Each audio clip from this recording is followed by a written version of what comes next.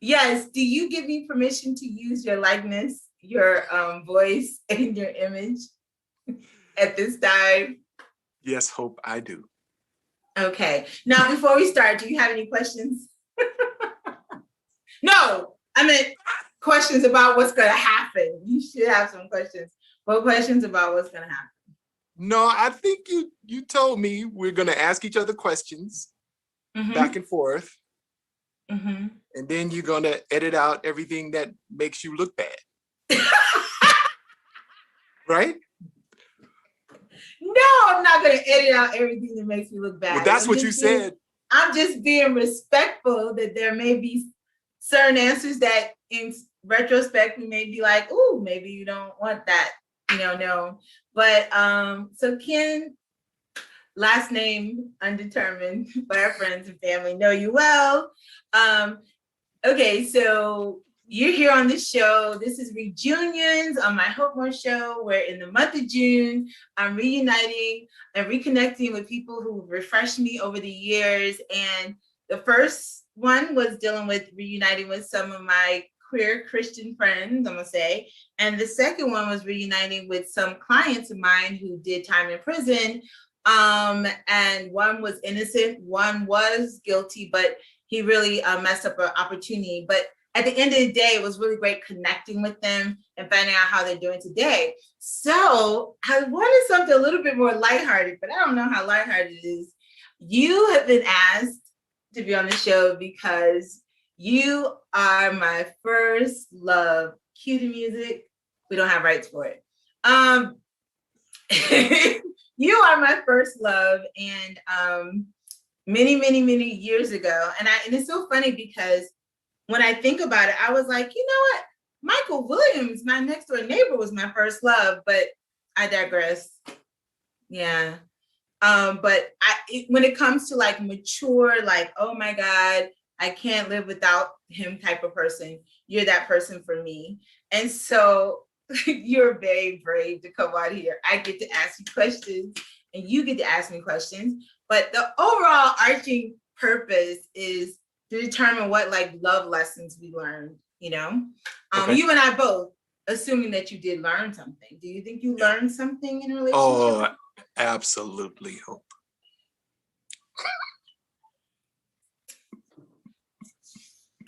Okay, I want to like start deep and get light, but you and I don't have casual conversations, so it's sort of hard to be like, do you remember the first time you met me?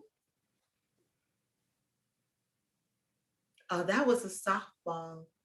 Oh, is that a question? Like, yeah. Do you remember the first time you ever met me? Yes, I remember. I think I remember. Was it on campus, on Spelman's campus? You remember? Do you remember? I know. Mm-hmm. Okay, I'm gonna say what I remember. What I remember is you were with someone from Spelman, and I said hi to your friend. I don't remember her name. And I said, hi, Hope. And then you said, hi. My name is, you said, hi, my name is Hope. And you said, hi, Hope already. I had said, hi, Hope already. And then I just kind of looked and your friend said, he already said that. Is that what you remember? Totally gosh, no.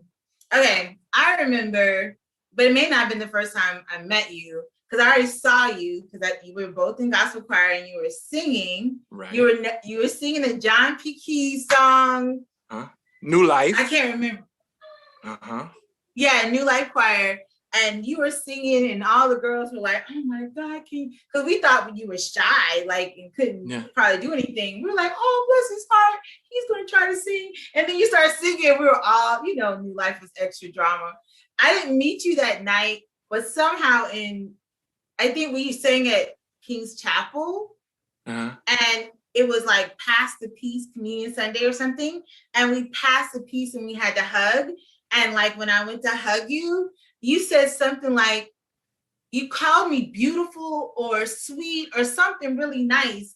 And I remember it was like my first time like talking which was only like God bless you or Jesus, Jesus loves you. I don't know. It was really, really something small, but it was a choir. For me, at least I remember that. All right, Kenneth. Kenneth, I want to call you Kosin for some reason, like you're my cousin. So that was how we started off the recording. And you know what? I got such smarty pants friends and Hope More family. I've already gotten comments like, wait a minute, your clothes is totally different. And I'm just like, listen, we are going in and out for the sake of time. So this is a live and pre-recorded. We're doing it like the big times. Anyway, joking. But go ahead. But I did wear the same shirt because I thought we were trying to fake it. But we talked about it, but I thought I said it didn't matter. I should have done it too. Yeah. But it's okay. No, I'm not faking it. So the reason why I also stopped because Kim knows that we talked for a long time, and I was like, I was supposed to go through and edit. And how about I didn't know it would take so long to edit down almost 90 minutes of conversation. So as we started out, as you heard him say, that when we first met and the way we met, I know for me at least, I think we got to know each other the most through choir. But I wanted to ask something that he said that I don't know exactly where it is on the dial, but what did you think when you first saw the title for my show being My First, My Worst, and My Sweetest Taboo Love Lessons? I told you that I didn't know who I was. I didn't know if I was your first, your worst, or or what. I was pretty sure I wasn't the taboo one. The taboo. But I was like, yeah. I wanted to put you out there as I want to put you out there as the worst. And so what I did realize, my Hope More family, as I was going through listening back over these interviews, that I started off asking everyone to come up with 5 questions. And I would have been doing really well if I would have just stayed with those 5 questions. So I'm going to try to skip it along, but this may be like prophetic editing. Like I'm just going to pull and stop and let's see what we're talking about. Okay. Because he's my first and I'm looking at the time and 30 minutes has already gone by. We started like 5 minutes late. I can't believe that. So Ken, because he's the co-host, we may be coming back and forth from this particular thing, but I think I have the very first question, or maybe, you know what? I hear the Holy Spirit. Yes, I do. He says, okay, I think I know what I want to do. Crystal's like, just tell how you guys met and get to the good stuff. You know what, Crystal, Barrett? I don't need you to tell me what to do. Uh-oh. Okay, come on now. Okay. All right. Do you remember our... Uh-oh. What? What? Did you say wait? I didn't say anything. No. Oh gosh. Okay. I don't know why I can't forward it now, but hold on. Let me remove both of us and say that before yesterday, when you sent me the potential titles for this show, I had never heard you call me your first love. That makes sense. So so actually, to be honest, I wasn't sure if I was your first, your worst, or or the taboo. So that is so good. And actually, I sort of wanted it not to be exact because I know we have some mutual friends, and I didn't want it to be exact, what each person was. But I thought you clearly, oh my goodness, almost every day, all the time. Make me. Or I'll talk about you later. And even when we were in a relationship, we would both have 2 different timelines about how long we've been together. Do you remember that? Yeah. So I say you were my first love because I know I had fallen for you hard in college. So when you met me, why do you think we became like such close friends? Not when you met me, but what do you think it was about me that made us become close? Because you weren't super, super close with a lot of people. That's very true. I think you'd have to ask yourself that. I would have to ask myself? Yeah, because I would say you have that way of being close to a lot of people, but not a lot of people being close to you. Would that be accurate? Like, you have a lot of people who would call you friend, but you would not call a lot of people friend. And so I don't know, maybe something in me felt akin to that. I know a lot of me was attracted to that, just your way with people. But that didn't make me feel special to you, but you are a very attractive personality, like you're magnetic and people are drawn to you, and have been since I've known you. But are you drawn to people as much? I would say no. So what do you think attracted me to you as a friend? Like, I wanted you to be my friend. I mean, for a while, we saw each other almost every day, all the time in college when you can just stay up all night and talk. What do you think? I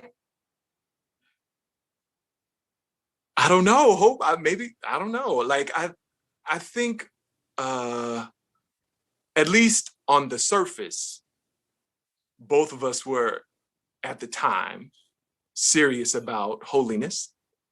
And we we both had like just a mind for Jesus. Like, yeah. And I think on some level, like a true mind for Christ. And that wasn't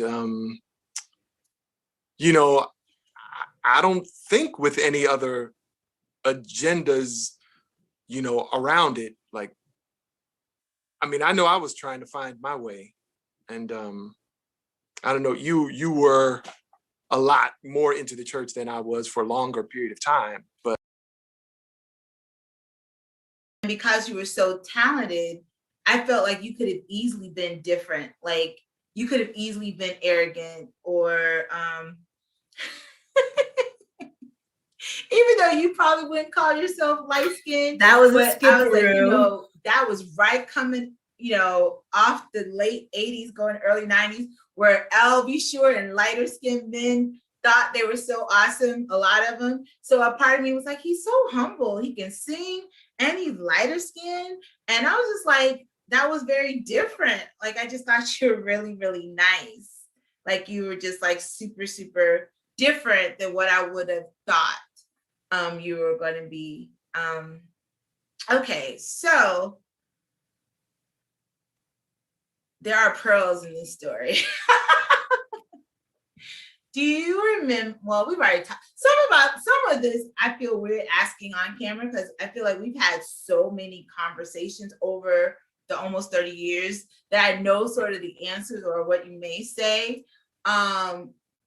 But I remember distinctively you graduating, and right before you graduated college, you really shut me out. Like, you would have thought that I had cursed you out.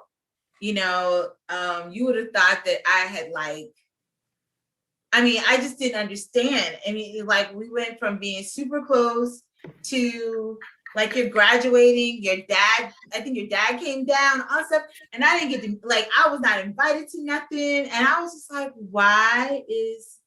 what's happening? What's happening? Do you remember that time?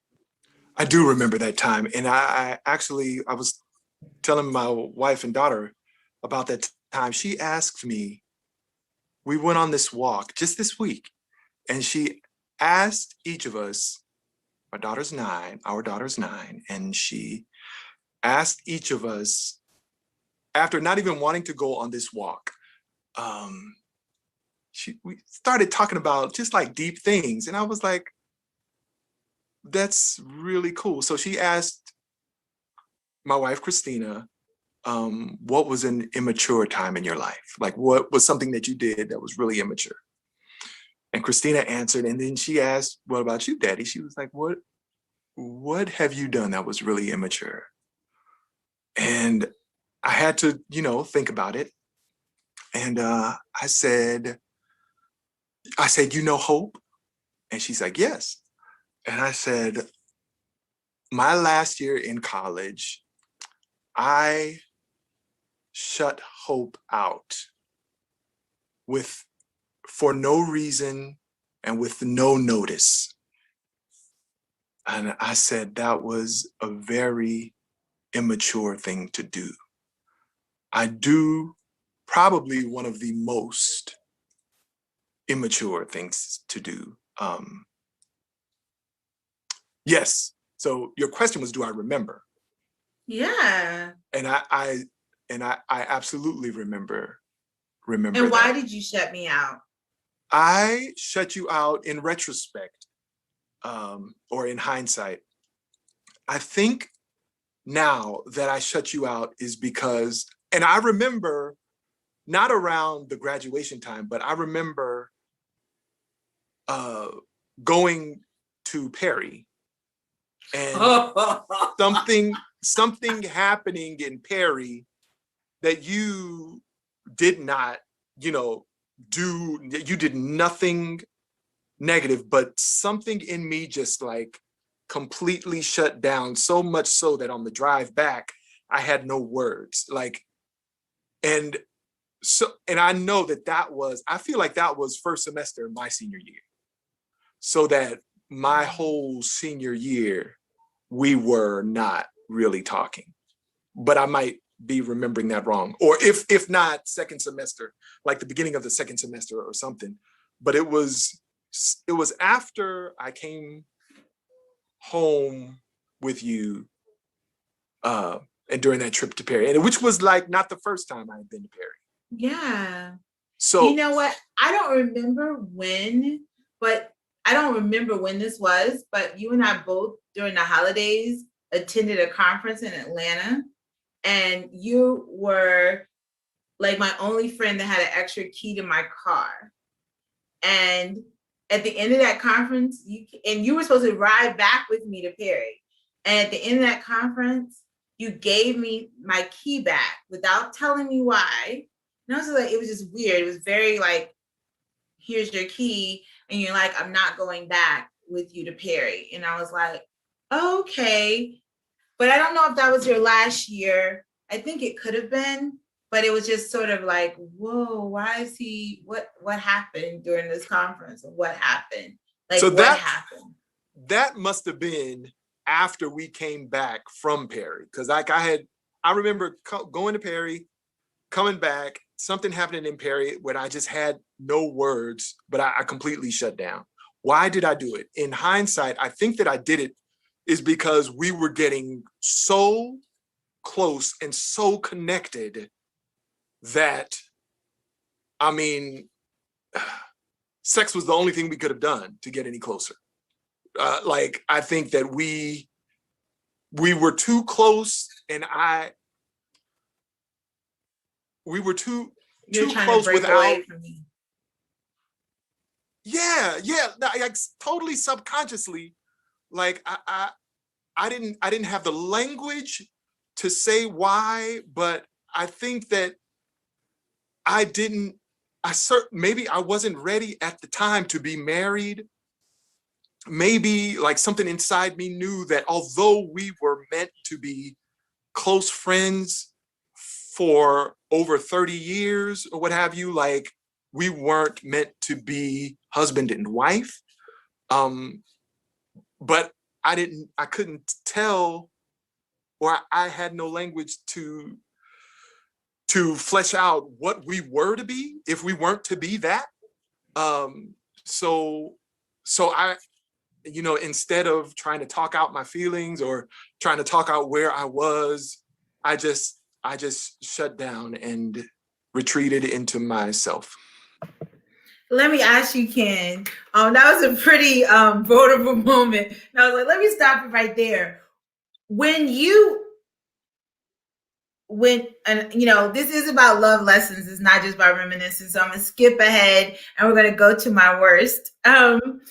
When you now feel afraid in friendships, you know, non-romantic ones as well, and you feel yourself, for whatever reason, you're afraid of rejection, or you're afraid of, you know, needing them too much. What, if anything, have you learned from that situation with me when it comes to possibly not shutting people out or ghosting? Or do you think that's something that you're still sort of learning, you may not have sort of learned yet? Do you understand my question?